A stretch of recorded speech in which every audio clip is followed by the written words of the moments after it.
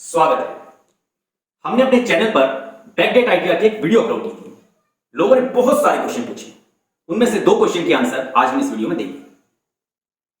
पहला क्वेश्चन, लोगों ने पूछा कि सर बैकडेट की आईटीआर कौन फाइल नहीं कर सकता?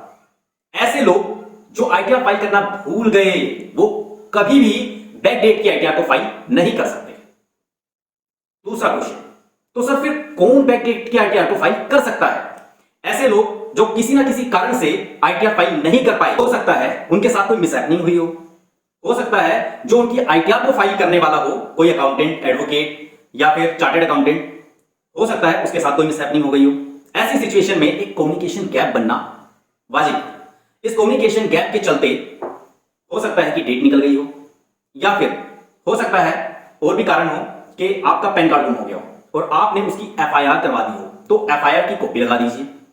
आप डिपार्टमेंट में जाइए और इनकम टैक्स ऑफिसर से जाकर बात कीजिए, उसे बताइए कि सर ऐसे ऐसे मेरे साथ मिसहैपनिंग हो गई, या ऐसे ऐसे एक मतलब मेरे साथ मेरा पैन कार्ड गुम हो गया। मतलब जो भी आपके साथ एक इंसिडेंट हुआ है, कोई घटना हुई है, वो आप जाकर के ऑफिसर को बताइए। जब तक आप डिपार्टमेंट में जाएंगे नहीं, आपका काम बनेगा नहीं।